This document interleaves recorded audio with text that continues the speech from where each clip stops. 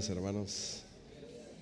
El mensaje de esta mañana, hermanos, y está basado en la carta a los Gálatas capítulo 1, que le voy a invitar que usted abra. Gálatas capítulo 1 y versículo 6 al 10. Vamos a leer esa porción de la palabra. ¿Está bien? Ya lo tiene.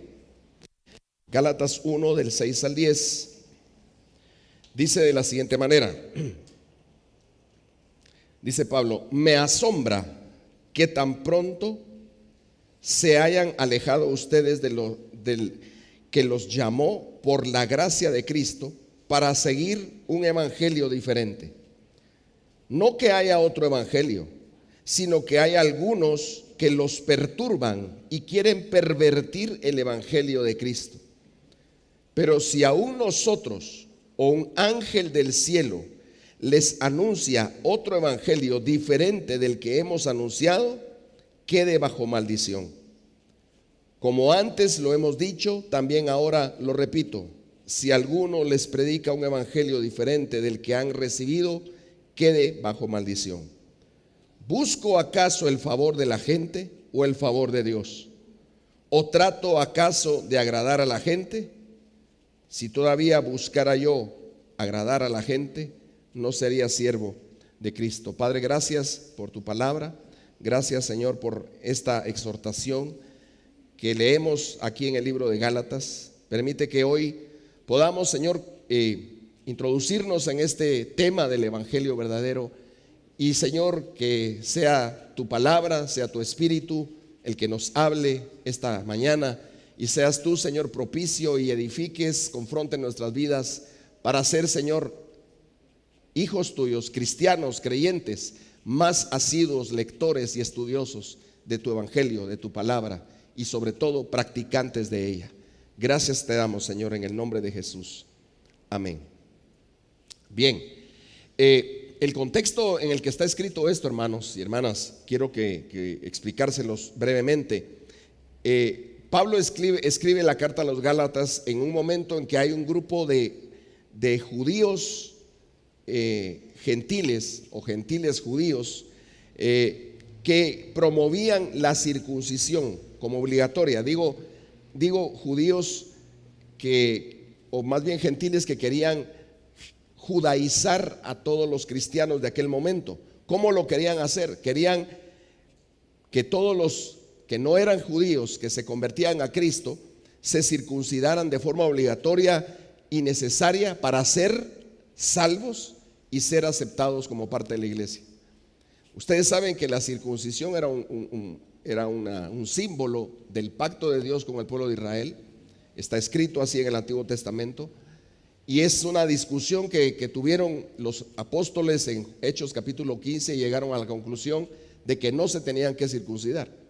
Pero había un grupo, una corriente muy fuerte, que lo que estaba tratando era de que los que se convertían a Cristo en las diferentes ciudades y lugares se circuncidaran y tomaran el judaísmo como parte de su salvación y como parte de ser aceptados en la iglesia de Cristo. Ahora, ese era el contexto de ese momento. El contexto actual en el que nosotros vivimos, que también está descrito en la palabra de Dios y vamos a leer un poquito en un rato, es un contexto en el cual insisto, esto no es nuevo, pero por mucho tiempo y en las últimas décadas eso se ha acrecentado, se ha puesto como más profundo. Vivimos en una crisis, hermanos, de identidad del evangelio, en una crisis en la cual el evangelio de Cristo se ha trastocado, se ha predicado otro tipo de evangelio inventado, no bíblico, alejado de la verdad de Dios, que lo que hace es promover el humanismo y al hombre en sí mismo. Yo ponía este ejemplo y es un ejemplo que saqué del libro de donde estamos preparando el seminario, y es que el ejemplo, y creo que ya lo dije una vez, pero es el momento adecuado para volverlo a repetir, y es cuando usted encuentra, especialmente las mujeres, que hoy no hay muchas porque están en el retiro, pero cuando usted en su casa, digamos, remodela su cocina o remodela un cuarto o compra un mueble para ordenar mejor sus cosas, especialmente en la cocina sucede de que en las cocinas que ya tienen sus muebles y sus gavetas y sus apartados, las mujeres les gusta tener todo bien ordenado, ¿verdad? Aquí están las ollas, aquí están los sartenes, aquí están las tapaderas, aquí está lo que es de plástico, aquí están los cubiertos, aquí están las tazas, aquí están las porcelanas, así se dice, ¿verdad? O porcelana, no, porcelana. Y está todo en orden, ¿verdad? Pero casi siempre, yo no sé por qué, casi siempre hay una gaveta que como que esa es la que no está ordenada, sino que en esa gaveta es exactamente asuntos varios, ¿verdad? Es la gaveta misceláneos. Y en esa gaveta, cuando usted la abre, si no tiene mucho cuidado, le puede brincar cualquier cosa, ¿verdad? Porque ahí hay cuchillos, hay cosas de plástico, hay ketchup de McDonald's, hay recibos de la luz, hay recibos del agua, hay un destornillador que se quedó por ahí, hay tijeras, hay hilo, hay agujas, hay trampas para ratón. Bueno, hay de todo, ¿verdad? Y entonces cuando no encuentran las cosas, se dicen en la familia, buscar la gaveta. Y ya todos saben cuál es la gaveta, o el cuarto, o el ¿cómo se llama? Apartado, o el mueble. En algunos es gaveta, en otros es hasta cuarto, ¿eh? El cuarto de los chunches, ¿sí o no? Y ahí decimos, allá ha de estar. Y sí ha de estar, pero que lo encontremos son otros 20 pesos, ¿va? Ahora, ¿por qué es el ejemplo de la gaveta o del mueble de los chunches? Porque el evangelio se ha vuelto eso, hermanos. A muchas enseñanzas que no son evangelio, les decimos evangelio y las metemos en esa gaveta. Y entonces todo cabe ahí, todo está en el mismo costal. Y entonces se dan enseñanzas que pensamos o creemos que están en la Biblia o que son parte del evangelio de Cristo, del evangelio del reino, y no lo son. Y entonces se convierte en un desorden. Y esa gaveta, ese cuarto o ese mueble, lo que provoca es confusión. Lo que provoca es que no se encuentran las cosas. Lo que provoca es pelea, confusión, discordia, disensión en la familia. Pues lo mismo sucede en la obra del Señor y en el ambiente en el que vivimos. Ese es el contexto en que estamos. Y empieza Pablo diciendo en el versículo 6, empieza con una expresión, por lo menos en mi versión, no sé cómo está la suya, pero en la versión que yo leí, dice, me asombra. Y así empieza Pablo diciendo, me asombra. Estaba asombrado. Pero ¿qué es lo que le asombra? Y ahí mismo en el versículo 6 lo dice, me asombra. La declaración de asombro de Pablo es por dos cosas. Primero, por la rapidez con la que los creyentes gálatas se alejaron del que los llamó, se alejaron de Cristo. Le asombra que tan rápido se les olvidó, que tan rápido se alejaron. Y eso es importante mencionarlo, que este tipo de enseñanzas lo que hacen es alejarnos del que nos llamó, alejarnos de Dios, quien nos enseñó su palabra, su verdad correcta, perfecta, la sana doctrina, como lo dice la misma palabra de Dios, que es en sí mismo la palabra de Dios que se interpreta a sí misma. Y por desconocimiento, por no estar interesados en ella, por eso yo les suplicaba, traiga su Biblia, porque mire, necesitamos usar más la Biblia, leerla más la Biblia, abrirla más, entenderla mejor, comprender lo que el Espíritu Santo nos dice, Dios nos dice a través de su palabra, y comprender sobre todo este evangelio glorioso, el evangelio del reino de Dios. Pero Pablo estaba asombrado, primero de la rapidez con la que los gálatas se alejaron de Cristo, y segundo, ahí mismo en el versículo, porque Cristo los llamó o Dios los llamó por la gracia de Cristo, y así tan fácil se zafaron, se desviaron a un evangelio diferente. Y menciona esa frase al final del versículo 6, si ustedes lo notan, dice para seguir un evangelio diferente. Y el tema esta mañana es evangelio diferente, entre signos de interrogación. Hay otro evangelio. Y Pablo asegura y dice, ustedes, me asombra que tan rápido se alejaron, se separaron de Dios y de Cristo, quien los llamó por su gracia para seguir un evangelio diferente. Entonces la pregunta es, ¿hay otro evangelio? ¿Hay más evangelios? Y el mismo pasaje nos va a dar la respuesta, pero lo que yo quiero que ustedes noten en este primer verso es que eso nuevo, eso sorprendente para Pablo es que tan rápido se les haya olvidado. Y mire lo que dice segunda de Timoteo 4:3. Recuerda que hace poco terminamos de predicar la carta a Timoteo, esta segunda carta, y ya esto lo predicamos, pero déjeme hacer referencia a 2 Timoteo 4, versículo 3. Porque vendrá un tiempo en que no soportarán la sana doctrina, sino que aún teniendo comezón de oír, se amontonarán maestros conforme a sus propios malos deseos. Y oiga lo que dice el 4: y apartarán de la verdad sus oídos y se volverán a fábulas. Y hermanos, exactamente esto está sucediendo hoy. Y exactamente eso es lo que motiva a varios autores de libros, a varios predicadores, a varios pastores, incluyéndome a mí, a tener la preocupación de no solo predicar la palabra como debe ser el evangelio, sino de enseñar cuál es ese evangelio verdadero, y también desenmascarar o destapar lo que las enseñanzas falsas o de falsos evangelios están trayendo como consecuencia a la iglesia. E insisto, esto no es nuevo, si no, no se hubiera escrito la carta a los Gálatas. Esto viene desde hace mucho tiempo. En aquel momento, por cristianos que querían judaizar a la iglesia, pero hoy por personas, y eso es lo que va a explicar Pablo en el siguiente versículo, que están confundiendo a la iglesia. Ahora, la respuesta a la pregunta, ¿qué dice usted? ¿Hay otro evangelio? Pablo como que asegura, o medio asegura en el versículo 6, que sí hay otro evangelio, que están predicando otro evangelio, para seguir otro evangelio. Pero inmediatamente en el versículo 7 él mismo da la respuesta y dice: no que haya otro evangelio, sino que hay algunos que los perturban y quieren pervertir el evangelio de Cristo. Entonces no hay otro evangelio. Lo que sí hay son personas. Mire, note bien, dice: ustedes, me asombra que se desviaron tan pronto para irse por otro evangelio. Pero Pablo lo vuelve a aclarar en el 7 y dice: no es que haya otro evangelio, no hay otro evangelio, solo hay uno, y es el evangelio de Cristo. Son las verdades de Cristo Jesús, es la palabra de Dios, es el mensaje de salvación, son las buenas nuevas de salvación. Es decir, la gente, al mundo, a nosotros mismos, Dios nos dice: ustedes estaban muertos en sus delitos y pecados, pero para eso vino Cristo, para sacarlos de esa muerte y trasladarlos a vida. Y ese es el buen mensaje. El buen mensaje de las buenas noticias es que estábamos condenados a morir, porque la paga del pecado es muerte, pero el regalo de Dios es vida eterna en Cristo Jesús. Entonces tenemos un evangelio solamente, puro, genuino, verdadero, el evangelio del reino, el evangelio de Cristo, el evangelio de las buenas noticias de Dios.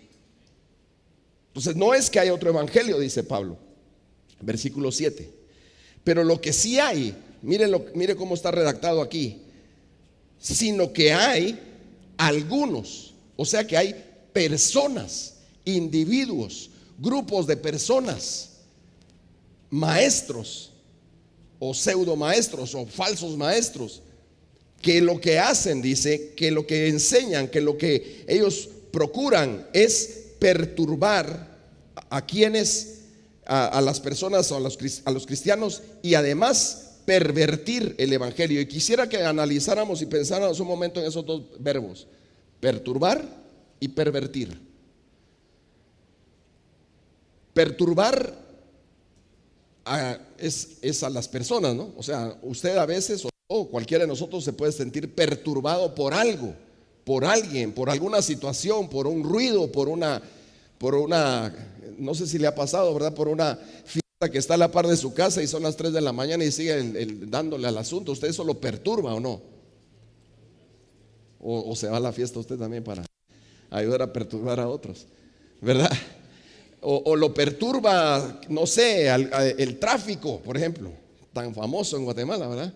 A veces nos perturba el tráfico y uno piensa y dice: es que ya sé que ir de aquí para allá me tardo 2 horas y no le dan ganas a uno de ir, pero tiene que ir.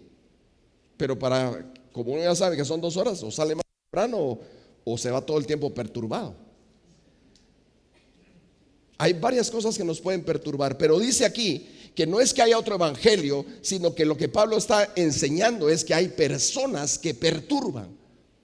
Y la palabra perturbar también tiene que ver, el verbo perturbar es de alguna manera sinónimo con confundir, con causar confusión.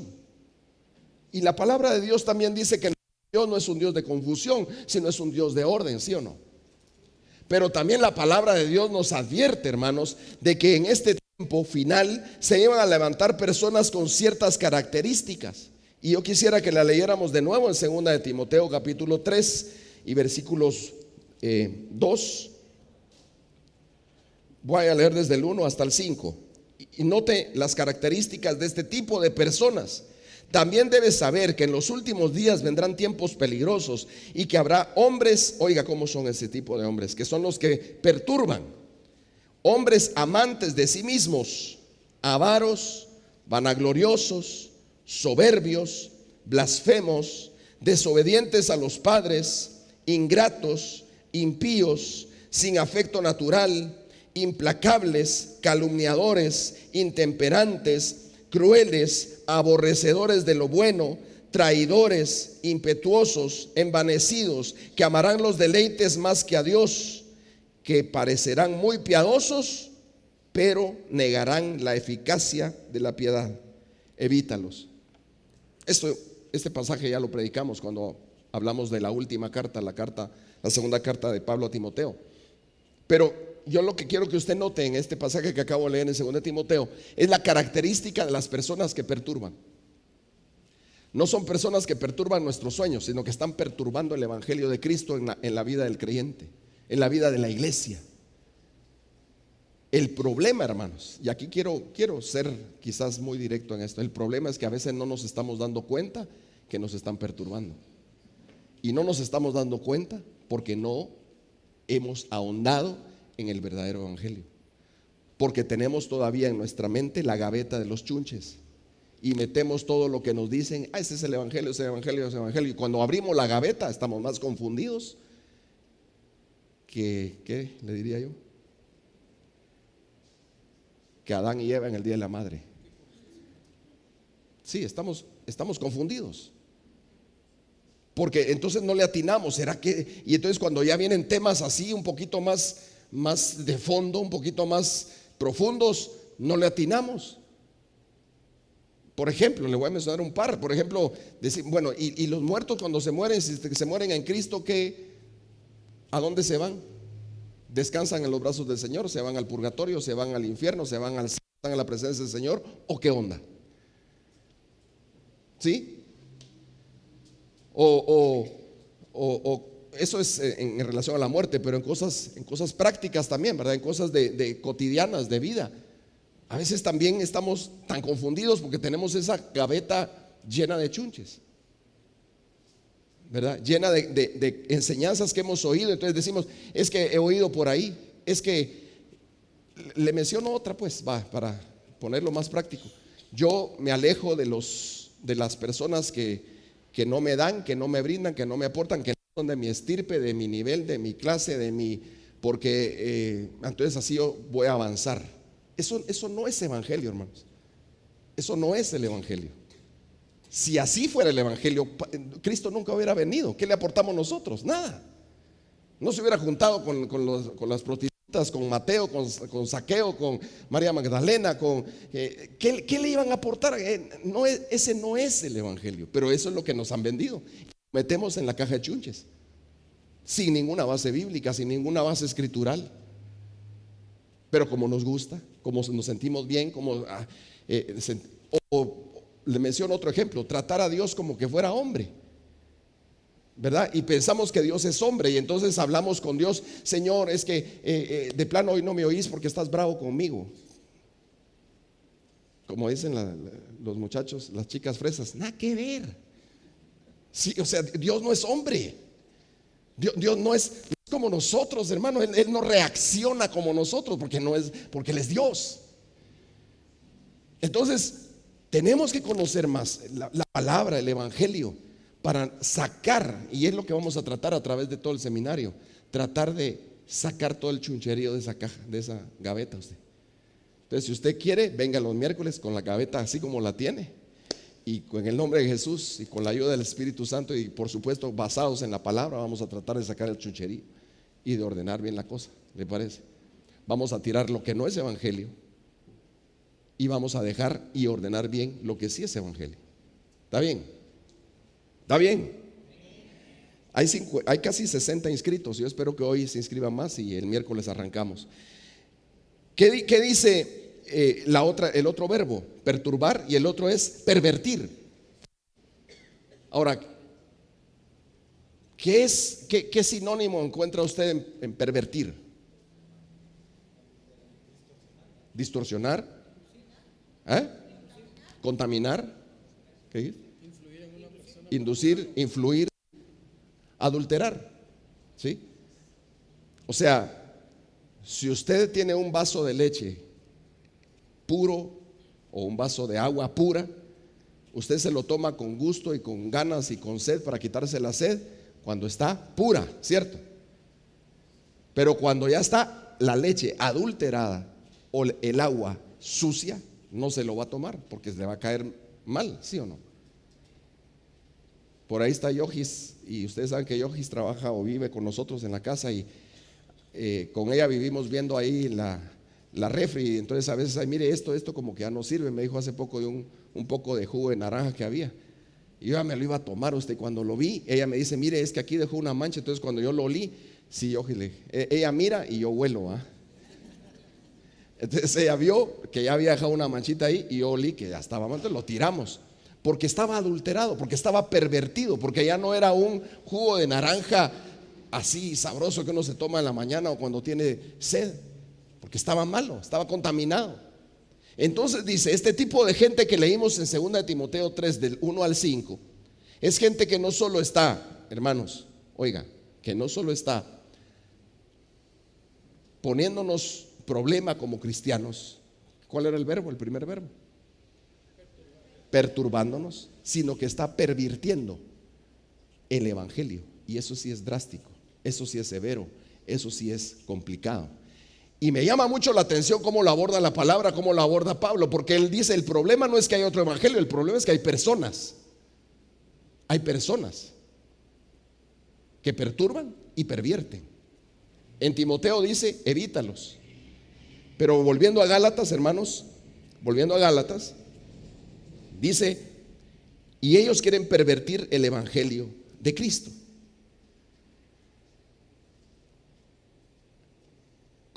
Esa perversión, hermanos, del evangelio es como adulterarlo, es como echarle salsa que no tiene que llevar. Es como ha pasado a lo largo de la historia. Estaba pasando aquí en el tiempo de los Gálatas y ha pasado a lo largo de la historia, hermanos. Por ejemplo, cuando nosotros no tenemos una buena enseñanza de quién es Cristo, de quién es Dios, de cómo es la salvación, de cuál es la gracia de Dios, de cómo funciona la gracia de Dios, entonces, si no estamos cimentados en eso que es básico de nuestra fe, hermanos, que eso es básico de cualquier creyente, entonces puede ser eso pervertido fácilmente por cualquier corriente, por cualquier hilito, por cualquier cosa donde se van a filtrar enseñanzas, pensamientos, filosofías que nos hacen entonces que lo que nosotros creemos y pensamos esté pervertido, esté adulterado. Ahora, Pablo es muy fuerte y muy drástico en los versículos 8 y 9 cuando él se pone primero de carne de cañón, si usted quiere, de ejemplo él, y luego menciona un ángel y dice, si nosotros, dice, versículo 8, si nosotros, ¿qué dice? O un ángel del cielo, oiga, no es un ángel del infierno, un ángel del cielo, les anuncia otro evangelio diferente del que hemos anunciado, quede bajo maldición. Y es más insistente en el versículo 9 y dice, como antes le he dicho, también ahora lo repito, si alguno les predica un evangelio diferente al que han recibido, quede bajo maldición. Y entonces pone dos cosas, si nosotros y si un ángel del cielo. Y ahí es donde quizás, hermanos, a veces nosotros tenemos un poco de problema. Yo le he dicho varias veces que los cristianos hemos tomado la costumbre de decir, pero es que dice, no sé si usted, yo mismo lo digo a veces, pero es que dice que el justo por fe vivirá. Ok, eso sí lo dice la Biblia. Pero a veces decimos, pero es que dice, y decimos dichos que no dice la Biblia. y los tomamos como evangelio. Entonces estamos llenando nuestro cajón, ¿va? Con un montón de cosas pero es que dice, pero dice quién. Y a veces ese quién sí tiene nombre y apellido. Ese quién sí es un predicador famoso.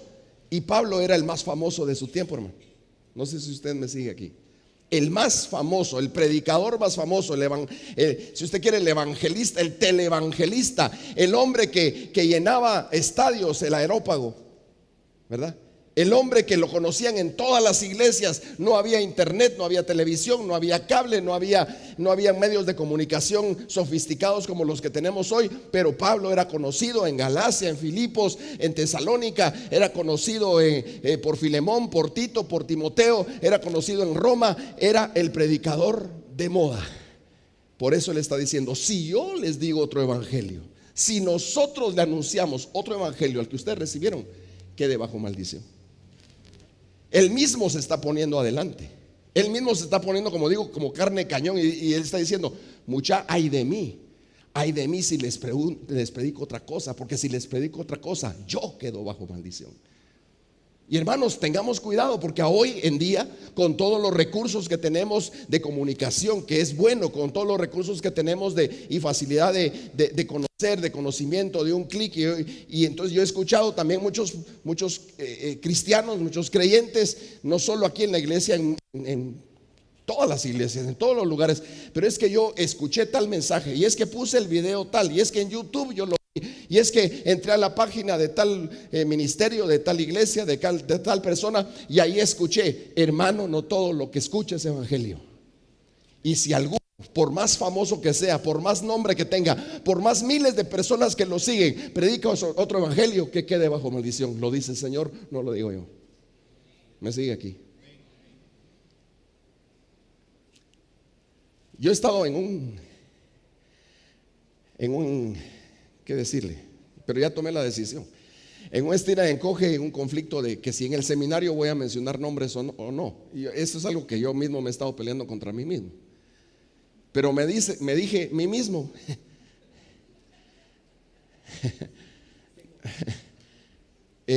a menos que sea estrictamente necesario voy a mencionar nombres. Pero cuando mencionemos cosas, usted va a identificarlo con nombres. O sea, no voy a tener que decir yo nombres. Usted va a poder identificarlo. Estuve hace poco en un seminario similar a este, no exactamente esto, pero algo sobre la historia del evangelio. Y el que lo estaba dando dijo, esta semana tuve acceso a un tweet de un pastor famoso de Guatemala. No dijo el nombre y leyó el tweet, y el tweet era realmente aberrante, ¿verdad? Realmente llenaba la caja de tonteras, pero todos le dicen amén, hermano. Eso, lo preocupante es que todos decimos amén.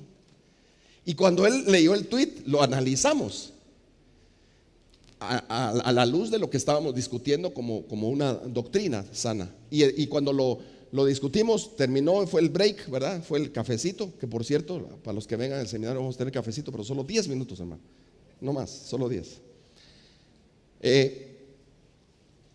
Entonces yo me acerqué al hermano que lo estaba dando y le dije, mira, pero yo ahí sí chute uno a usted así, con el morbo guatemalteco o el morbo mío, pues. Llegué y le dije un nombre, no le dije nombre, se lo dije, yo ya sé quién es el pastor que te mandó ese tweet. No, me dijo, no sabes. Bien, le dije, no es el que estás pensando, me dijo. Tenés doble sospecha, le dije yo. Y que sí tenía razón, no era el que yo estaba pensando, era otro. Dice usted. Y porque él sí ya me dijo el nombre. Mira, me dijo, es este nombre, y ahí sí estoy. Y entonces yo me quedé asombrado. Porque son personas que, como Pablo, tienen muchos seguidores, hermanos. Muchos. Y se lo menciono porque ya le dije la conclusión. Ahora, no solo se menciona a sí mismo, sino habla y un ángel del cielo. Eso es otra cosa interesante, importante. Porque no solo está mencionando personas de la tierra, de carne y hueso, famosos predicadores, sino está mencionando un ángel del cielo. Si viene un ángel del cielo y me dice, mira, digamos, voy a poner en mi caso, y me dice a mí: mira, Carlitos, vos tenés que hacer esto y esto para completar tu salvación. Ese ángel queda bajo maldición. Y yo también, si le creo y le digo amén. No sé si me sigue. Eso es muy fuerte, hermano, porque a veces atribuimos enseñanzas a ángeles. Voy a poner aquí un ejemplo. La iglesia mormona está basada en su error doctrinal en un supuesto mensaje de un ángel del cielo que se llama Moroni, y que John Smith, creyente en Jesucristo, óigame, John Smith, creyente en Jesucristo, pero a la vez masón, oiga, diseñó todo el libro del Mormón y toda una doctrina errada basado en esa revelación de un ángel del cielo. Entonces, casos tenemos, hermano. Muchos casos tenemos. Le mencioné la parte mormona porque es famosa, porque tiene años, porque tiene muchas iglesias, mucho dinero y mucha gente que lo sigue, a una doctrina equivocada, errada. ¿Sí? Pero hay otros que no es que se vayan así tan errados, pero que estamos dentro de las congregaciones, dentro de las iglesias, en los púlpitos se dicen cosas, se escriben cosas, se tuitean cosas, se suben videos de mensajes a YouTube y a todos lados, donde nosotros seguimos diciendo amén y seguimos metiendo chunches a la gaveta, pero no el evangelio. ¿Sí me sigue aquí? Pablo es muy fuerte, muy directo, cuando dice que los tales queden bajo maldición. ¿Sí o no? Sí lo leí correcto, ¿verdad? ¿Qué cosas nos están, pienso yo, hermanos, o he observado yo que nos están fallando? Yo creo que nos está fallando mucho el hecho de entender la cristología, por ejemplo. O sea, ¿quién es Cristo? Ese es un debate de siglos de la iglesia, hermano. Por eso parte del verdadero evangelio es conocer nuestra historia. Pero nosotros desconocemos la historia de la iglesia, hermano. La desconocemos. Y al desconocerla, entonces seguimos cometiendo errores de caer en la misma herejía, en la misma declaración que ya hace siglos se juntaron un montón de cristianos y decidieron que no era así, sino que era de este otro modo. Pero seguimos insistiendo en los mismos errores de hace siglos. ¿Ya? Por ejemplo, muy especialmente en la cristología, en quién es Cristo, qué ha hecho Cristo. Y entonces separamos, por ejemplo, separamos a Cristo de Dios Padre, de Dios Espíritu Santo, y lo llevamos está bien, a funciones y manifestaciones distintas, pero que no, como que pareciera que no son el mismo Dios, sino que son tres dioses diferentes. Entonces, con razón los musulmanes, por ejemplo, acusan a los cristianos de que somos politeístas, porque tenemos un Dios Padre, un Dios Hijo, un Dios Espíritu Santo, y algunos a la Virgen María. Tienen cuatro, ¿verdad? Así dicen si usted le pregunta a un musulmán conocedor, eso dice: los cristianos son politeístas, tienen 3 y hasta 4 dioses. Pero lo predicamos hace poco, Deuteronomio 6:4. Oye Israel, el Shema de Dios, Jehová nuestro Dios, Jehová uno es. Pero eso tiene que ver con la cristología. ¿Quién es Cristo, hermanos? Cristo no nació, Cristo no es criatura, Cristo es Dios. Y si nosotros no entendemos eso, entonces siempre vamos a seguir con la idea y esa es una de las frases que tenemos que sacar de la gaveta, hermanos. Jesucito, tenemos que sacarlo de la gaveta. No es Jesucito, es Dios. Es Dios, es nuestro gran Dios, fuerte, poderoso, verdadero, valiente, fiel y verdadero, el Rey de Reyes, el Señor de Señores. Ese es Cristo. ¿Sí? Pero en esa error de cristología o en la neumonología, que es la concepción y participación del Espíritu Santo, también, hermanos, ¿verdad? Le hemos dado extremos al Espíritu Santo, el extremo de ignorarlo y de que no hace nada, de que es una figura casi decorativa, o el extremo de que se vuelve emocionalista el asunto. Pero sabe una cosa, el Espíritu Santo es el que nos transforma, hermano. Después de que Cristo murió en la cruz del Calvario y nosotros creemos en Él, el Espíritu Santo, dice la palabra, viene a morar en nosotros y Él empieza un proceso de transformación de nuestra mente, de nuestra lengua, de nuestro pensamiento, de nuestra forma de vivir. Si nosotros solo, hermanos, estamos, y esa es, digamos, otra parte de la historia de la iglesia que debemos de conocer. Antes, oiga, antes no se llamaba a la gente a aceptar a Cristo, antes se discipulaba a la gente, porque es lo que la Biblia enseña. Pero nosotros hemos acostumbrado a que la gente acepte a Cristo, y cuando acepta todos estamos felices y cambio y fuera. Pero si aceptó a Cristo en ese momento, hermanos, ahí empieza un proceso en el cual el Espíritu Santo participa, la palabra de Dios participa y la iglesia participamos discipulándolo. Pero cuando no hacemos eso, hermanos, cuando ignoramos eso y pensamos que es el momento exacto, tómenle los datos y al miembro de la iglesia que empiece a diezmar, a levantar las manos, a llorar cuando son los cantos lentos y a brincar cuando son los cantos rápidos. Y a eso hemos limitado el evangelio, hermanos. Nuestra gaveta tiene que ser ordenada. Tenemos que sacar muchas cosas y meter otras que quizá no hemos metido y ordenarlas bien. Termina el pasaje en el verso 10 diciendo, Pablo haciéndose dos preguntas y luego dando la respuesta, y dice: ¿busco acaso el favor de la gente o el favor de Dios? Es la primera pregunta. Y la segunda, ¿o trato acaso de agradar a la gente? Y luego la respuesta del mismo Pablo dice: si todavía procurara o buscara yo agradar a la gente, no sería siervo de Cristo. Y aquí hay algo clave, hermanos, en el fondo de estas preguntas y de esta respuesta. La mayoría de evangelios falsos o de desviaciones del evangelio o de enseñanzas que nos perturban y que quieren pervertir el evangelio, la mayoría, por no decir todas, lo que buscan es agradar al hombre. Lo que busca es que el hombre escuche lo que quiere escuchar, donde se siente bien, donde se siente realizado, donde me van a levantar el ánimo. Y no es que el evangelio venga a destruirnos el ánimo, no, es que el evangelio sí nos viene a levantar el ánimo, pero de una forma más profunda, hermanos, no de forma por encimita, no solo es en la emoción, no solamente es en el sentimiento. Y ahí es otro problema que tenemos, hermanos, como iglesia en este tiempo. La iglesia en este tiempo se ha vuelto altamente sentimental y emocional, porque todo lo manejamos a ese nivel, a nivel emocional, a nivel almático. Somos exageradamente almáticos, pero exageradamente. Y no quiere decir que no tengamos alma, que no tengamos sentimientos, que no tengamos emociones, pero esas emociones, esos sentimientos deben estar sujetos a Cristo y al evangelio del reino, porque solamente así entonces podemos ser más que vencedores. Porque lo que nos arruina es nuestro emocionalismo y nuestra emotividad y nuestras emociones apachurradas o exaltadas. El clásico ejemplo bíblico de esto es Pedro, hermanos. Pedro era almático a morir, el tipo, era así, era sanguíneo, era ¿cómo se llama? Le reverbería la sangre. ¿Cómo se? O sea, el tipo era demasiado impulsivo. Y por eso cometió muchos errores, por eso dijo muchas cosas que no tenía que decir, por eso hizo cosas o prometió cosas que nunca cumplió.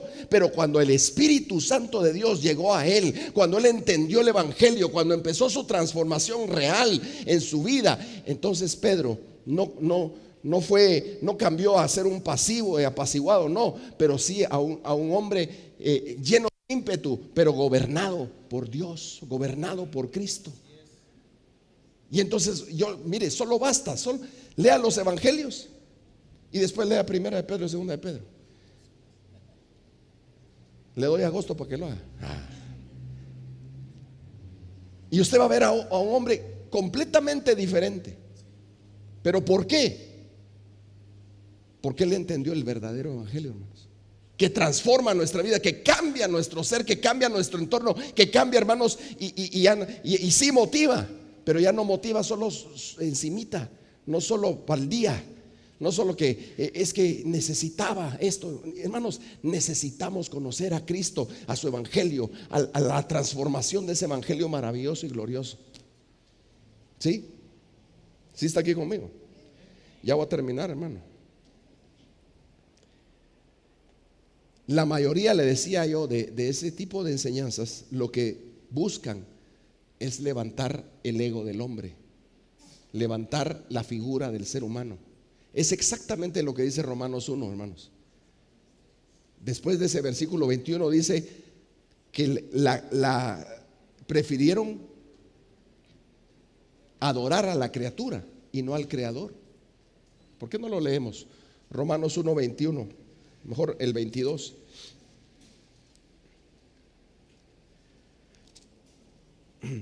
Dice Romanos 1, 22.